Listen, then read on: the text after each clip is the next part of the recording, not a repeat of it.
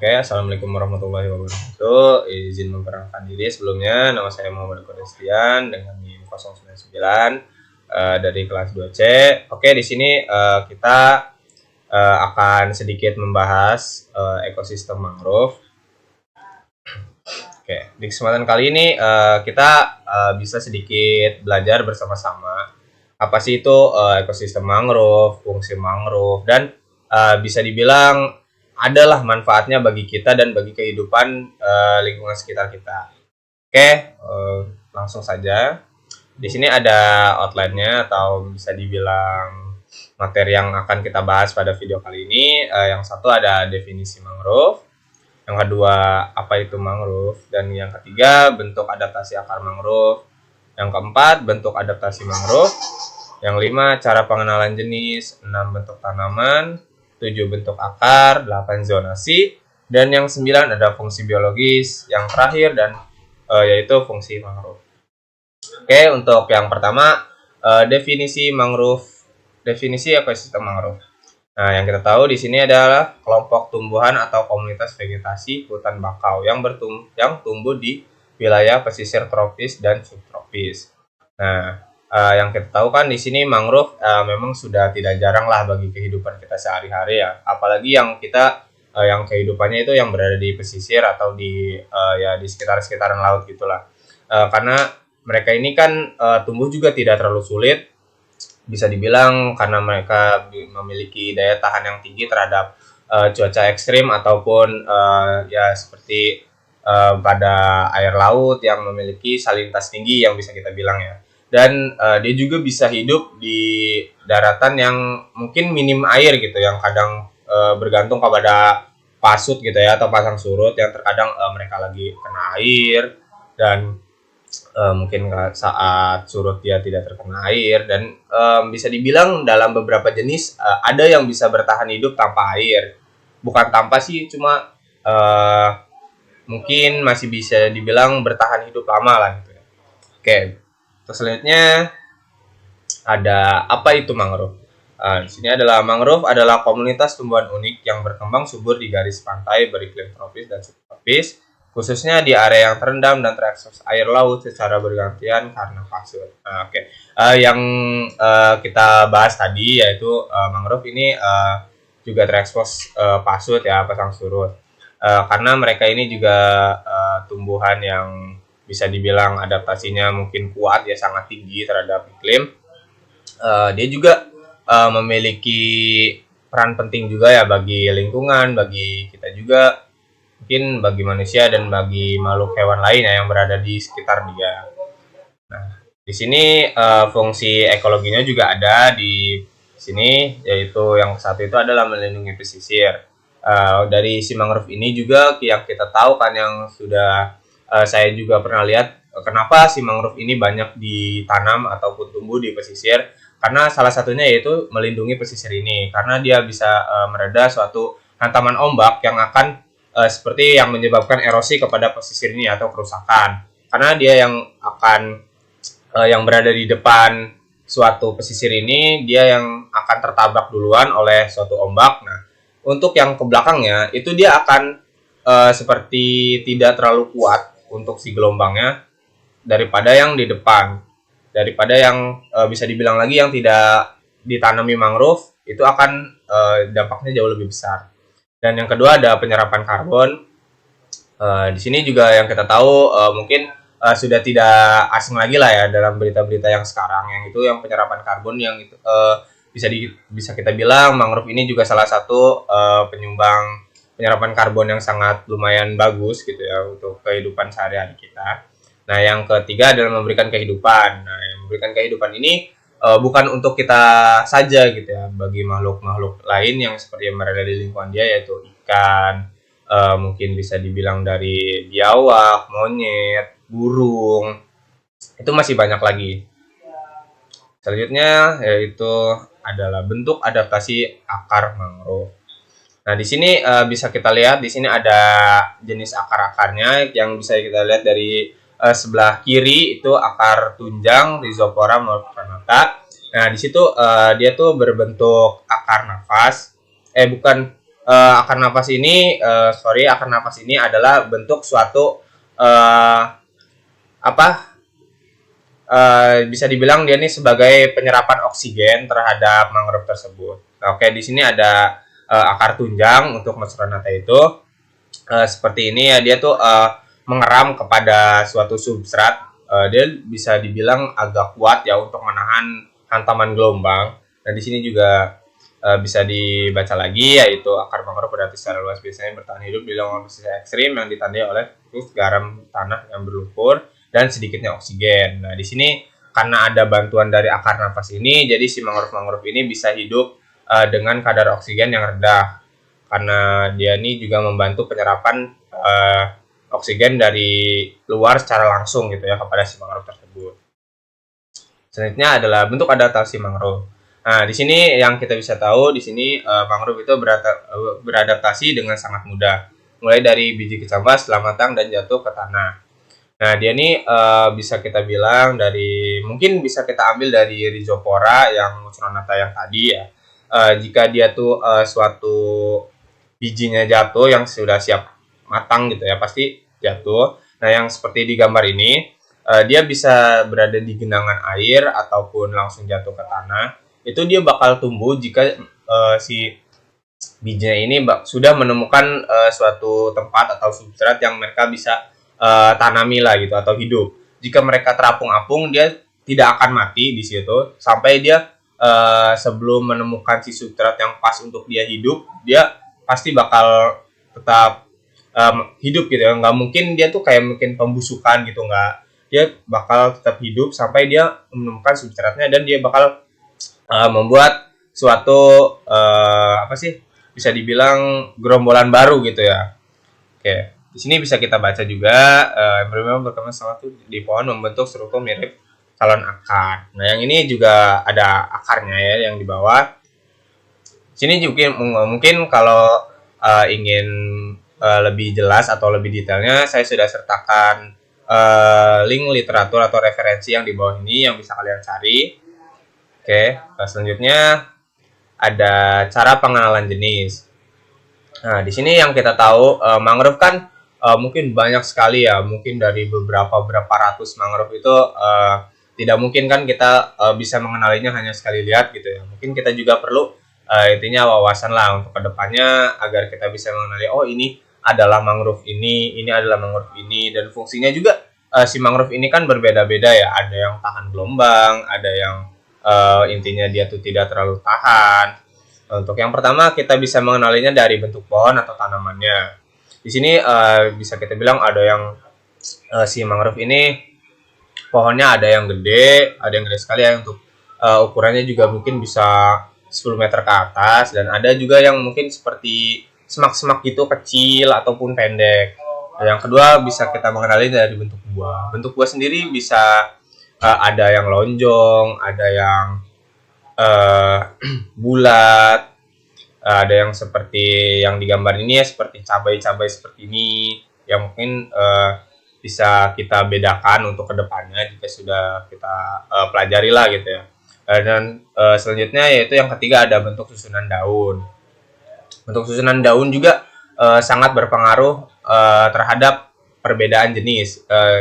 Untuk lebih jelasnya saya akan jelaskan di slide selanjutnya. Ada itu bentuk-bentuk daunnya. Untuk yang keempat adalah bentuk akar. Nah, akar sendiri juga dari setiap mangrove itu berbeda-beda. Ada yang bisa kita bilang untuk mengeram ataupun untuk menahan gelombang gitu ya, yang gede, ada yang kecil. Untuk spesiesnya juga pasti berbeda-beda lah. Yang kelima adalah rangkaian bunga. Nah, bunganya juga untuk setiap mangrove ya yang kita tahu lah gitu ya, banyak pohon juga pasti berbeda gitu ya, karena mungkin dari spesies atau jenis mereka berbeda. Dan yang keenam terakhir, habitat hidup. Habitat hidup juga bisa menjadi salah satu faktor pembeda yang sangat kuat gitu ya. Dari setiap mangrove juga ada yang hidupnya memang langsung berkontraksi dengan air laut, ada yang mereka emang tergantung pasut, dan ya bisa kita bilang dia hidupnya nih sangat strategis lah gitu ya. Oke, selanjutnya adalah bentuk tanamannya. Di sini yang kita bilang tadi, bentuk tanaman mangrove juga bisa kita bedakan Yang pertama ada dari pohon, dari jenis pohonnya juga bisa kita bedakan ya. Dari yang mulai berdiameternya juga bisa kita bedakan dari suatu jenis-jenisnya, yaitu ada yang lebih besar, ada yang kecil. Nah, yang kedua ada semak-semak. Dia tuh hidupnya ya bagaimana sih semak-semak yang kita tahu ya, dia tuh di bawah banget gitu ya. Dia karena di sini juga perbedaan dari mangrove juga bisa kita bilang sangat gampang untuk semak-semak ini. Yang ketiga juga ada tumbuhan yang merambat. Untuk mangrove sendiri juga ada spesies yang tumbuhannya ini merambat seperti tanaman-tanaman lainnya gitu ya. Dia itu merambat kepada pada tanah substrat mereka ataupun pada tanaman lain, dia seperti melilit gitu. Dan yang kedua ada paku atau palem, dia tuh tinggi dari jenis pohonnya juga yang bisa kita tahu lah di sini ya, palem. Dan yang kelima ada rumput. Nah, biasanya mereka nih hidupnya tidak terlalu kuat gitu ya, untuk hantaman-hantaman ombak gitu yang akan datang dari arah laut. Nah, biasanya mereka nih hidupnya agak ke belakang sedikit daripada yang si tanaman pohon ini. Nah, kayak untuk selanjutnya di sini, nah yang untuk pembahasan tadi yang bisa dijadikan referensi pembentukan perbedaan bentuk mangrove, di sini juga kita bisa lihat dari bentuk akar. Yang pertama ada akar nafas, Peneus matrophores. Nah, yang bisa kita tahu di sini dia bentuknya seperti lancip gini, untuk dia akan keluar ke substrat. Nah, bentuknya lancip-lancip seperti ini. Dia yang bisa juga membantu pengambilan oksigen ya secara langsung. Yang kedua ada akar lutut. Nah, yang bisa kita lihat dari slide yang kita tampilkan di sini, akar lutut ini seperti gimana sih umumnya lutut pada kita ya, pada manusia. Bisa kita lihat dia tuh seperti menjulang ke atas, tapi dia tidak lancip seperti akar nafas. Nah, yang ketiga yaitu akar tunjang. Nah, dia ini akarnya banyak gitu ya, dia akan mengerat kepada substrat untuk yang bisa kita bilang tadi untuk menahan gelombang. Dia efisiensinya sangat kuat lah, bisa kita bilang. Nah, yang keempat di sini ada akar papan ya, seperti akar-akar biasanya, dia tuh seperti bisa dilihat seperti batang pohon seperti itu ya, karena dia tidak lancip ataupun tidak memiliki keunikan sendiri seperti lutut ini. Oke, yang kelima ada akar gantung. Nah, dia tuh biasanya bergantung pada suatu tanaman gitu, dia bakal ngegantung di atas seperti namanya ya, akar gantung. Yang terakhir ada akar banir, yaitu dia tuh seperti yang di foto ini, dia sangat lumayan gede lah gitu ya dari bentuknya.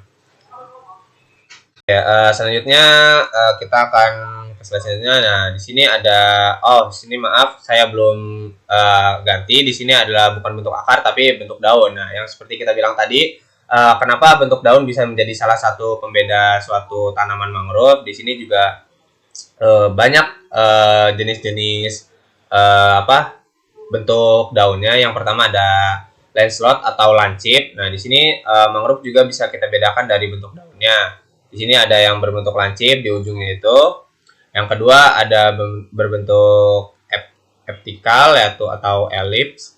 Nah, di sini pada mungkin kita bisa lihat juga tidak asing lah gitu, seperti daun-daun yang biasa kita lihat di luar-luar rumah lah gitu ya.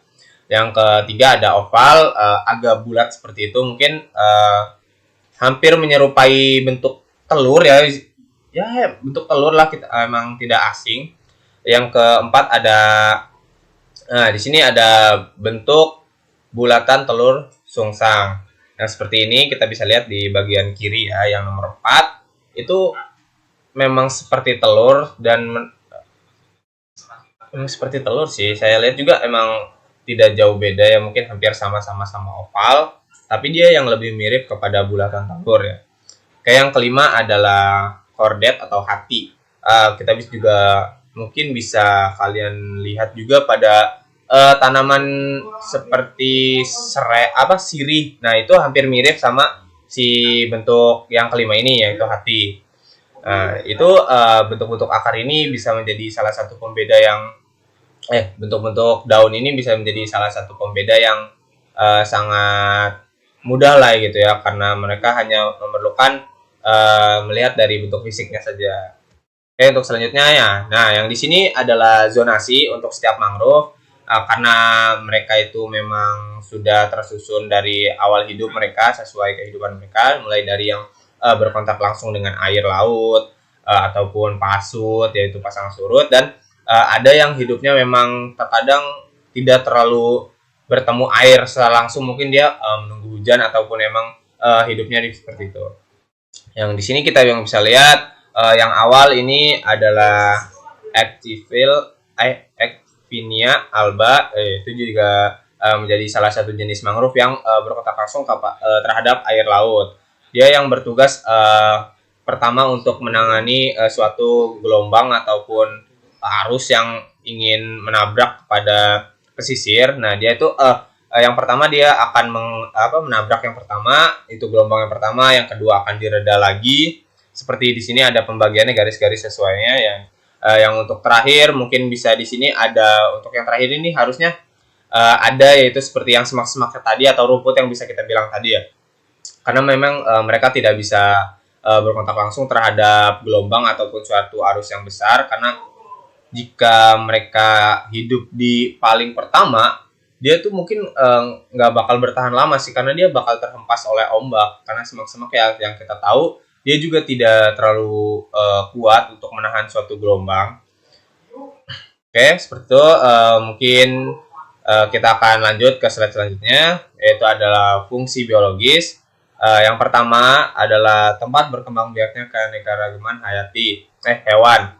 Yang kita tahu mangrove juga bisa menjadi salah satu faktor pendorong keanekaragaman hayati hewan itu, karena mereka menjadi salah satu tempat rumah berkembang biak dan mencari makan si hewan-hewan lah, seperti ikan, udang, kepiting, krustasea lainnya seperti bentos juga ada di situ ya. Di sini juga dia menjadi sumber makanan. Nah, yang sumber makanan tadi yang saya jelaskan, dia menjadi sumber makanan ikan, yang di situ juga ada seperti ikan-ikan kecil, plankton. Nah, dia juga akan dimakan oleh ikan-ikan yang lebih besarnya lagi. Nah, yang ketiga adalah habitat alami bagi berbagai jenis biota.